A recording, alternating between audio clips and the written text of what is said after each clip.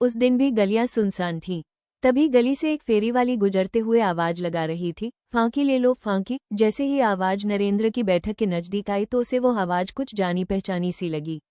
वह जल्दी से चारपाई से उठा और गली की तरफ लपका। तब तक वो फेरी वाली थोड़ा आगे निकल गई थी। नरेंद्र ने पीछे से आवाज लगाई, लच्छो ए लच्छो, सुन तो। उस फेरी वाली ने मुड़कर देखा तो नरेंद्र ने इशारे से उसे अपने पास बुलाया। वो फेरी वाली फांकी और मुल्तानी मिट्टी बेचने के लिए उसके पास आई और बोली, जी बाबूजी, फांकी लोगे या मुल्तानी मिट्टी? नरेंद्र ने उसे देखा तो देखता ही रह गया। दोबारा जब उस लड़की ने पूछा, क्या लोगे बाबूजी, तब उसकी तंद्रा टूटी।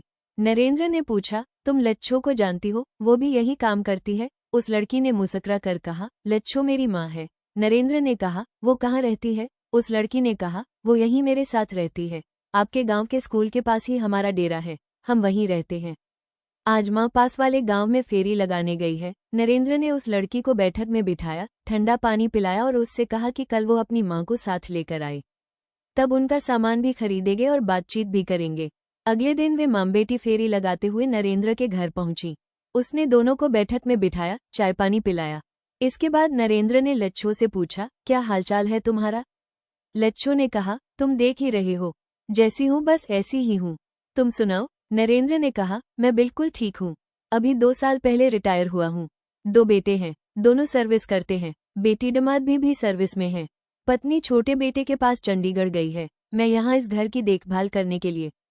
तुम अपने परिवार के बारे में बताओ, नरेंद्र ने कहा। लच्छो बोली, तुमसे बाबा की नानुका के बाद हमारी जात में एक लड़का देखकर बाबा ने मेरी शादी करा दी थी। पति तो क्या था, नशे ने उसको खत्म कर रखा था। यह मेरी इकलौती बेटी है सन्नो। इसके जन्म के 2 साल बाद ही इसके पिता की मौत हो गई थी। तब से लेकर आज तक अपनी किस्मत को मैं इस फांकी की टोकरी के साथ ढो रही हूँ। उन दोनों के जाने के बाद नरेंद्र यादों में खो गया। बात उन दिनों की थी जब वो ग्राम सचिव था। उसकी पोस्टिंग राजस्थान हरियाणा के एक बॉर्डर के गांव में थी। वो वही गांव में एक कमरा किराए पर लेकर रहता था। वो कमरा गली के ऊपर था। उसके आगे 4-5 फुट चौड़ा व 8-10 फुट लंबा एक चबूतरा बना हुआ था। उस चबूतरे पर गली के लोग ताश खेलते रहते थे। दोपहर में फेरी वाले वहां बैठकर आराम करते थे, यानी चबूतरे पर रात तक चहल पहल बनी रहती थी। राजस्थान से फांकी, मुल्तानी मिट्टी, जीरा, लहसुन व दूसरी चीजें बेचने वाले वहां बहुत आते थे। करतुम्बा, काला नमक, जीरा वगैरह के मिश्रण से वे लोग फांकी तैयार करते थे, जो पेट दर्द, गैस, बदहजमी जैसी बीमारियों के लिए इंसानों व पशुओं के लिए बेहद गुणकारी साबित होती है। उस दिन भी गर्मी की दोपहर थी। फेरी वाली गांव में फेरी लगाकर कमरे के बाहर चबूतरे पर आकर आराम कर रही थी। उसने किवाड़ की सांकल खड़काई। नरेंद्र ने दरवाजा खोलकर देखा कि 18-20 साल की एक लड़की राजस्थानी लिबास में चबूतरे पर बैठी थी। नरेंद्र ने पूछा था, क्या बात है? उसने मुस्कुरा कर कहा था, बाबूजी, प्यास लगी है, पानी है तो दे देना। नरेंद्र ने मटके से उसको पानी पिलाया था। पानी पीकर वो कुछ देर वहीं बैठी रही। नरेंद्र उसके गठीले बदन के उभारों को देखता रहा। वो लड़की उसे बहुत खूबसूरत लगी थी। नरेंद्र ने उससे पूछ लिया, तुम्हारा नाम क्या है? उसने कहा था, लच्छो। तुम लोग रहते कहाँ हो? नरेंद्र के ये पूछने पर उसने कहा था, बाबूजी, हम खाना बदोश हैं, घूम घूम कर अपनी गुजर बसर करते हैं।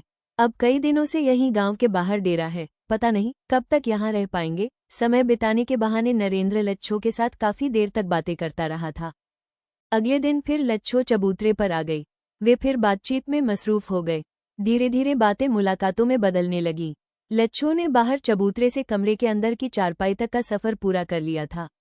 दोपहर के वीरानेपन का उन दोनों ने भरपूर फायदा उठाया था। अब तो उनका एक दूसरे के बिना दिल ही नहीं लगता था। नरेंद्र अभी तक कुंवारा था और लच्छो भी। वो कभी बार लच्छो के साथ बाहर घूमने चला जाता था। लच्छो उसे प्यारी लगने लगी थी। वो उससे दूर नहीं होना चाहता था। उधर लच्छो की भी यही हालत थी। लच्छो ने अपने माता पिता से रिश्ते के बारे में बात की। वे लगातार समाज की दुहाई देते रहे और टस से मज नहीं हुए। गांव के सरपंच से भी दबाव बनाने को कहा। सरपंच ने उनको बहुत समझाया और लच्छो का रिश्ता नरेंद्र के साथ करने की बात कही, लेकिन लच्छो के पिताजी नहीं माने। ज्यादा दबाव देने पर वे अपने डेरे को वहां से उठाकर रातों रात कहीं चले गए। नरेंद्र पागलों की तरह मोटरसाइकिल लेकर उन्हें एक गांव से दूसरे गांव ढूंढता रहा, लेकिन वे नहीं मिले। नरेंद्र की भूख प्यास सब मर गई। सरपंच ने बहुत समझाया, लेकिन कोई फायदा नहीं। बस हर समय लच्छो की ही तस्वीर उनकी आंखों के सामने छाई रहती। सरपंच ने हालत भांपते हुए नरेंद्र की बदली दूसरी जगह करा दी और उसके पिताजी को बुलाकर सब कुछ बता दिया। पिताजी नरेंद्र को गांव ले आए। वहां गांव के साथियों के साथ बातचीत करके लच्छो से ध्यान हटा तो उनकी सेहत में सुधार होने लगा। पिताजी ने मौका देखकर उसका रिश्ता तय कर दिया और कुछ समय बाद शादी भी करा दी। पत्नी के आने के बाद लच्छो का बचा खुचा नशा भी काफूर हो गया था। फिर बच्चे हुए तो उनकी परवरिश में वह ऐसा उलझा कि कुछ भी याद नहीं रहा।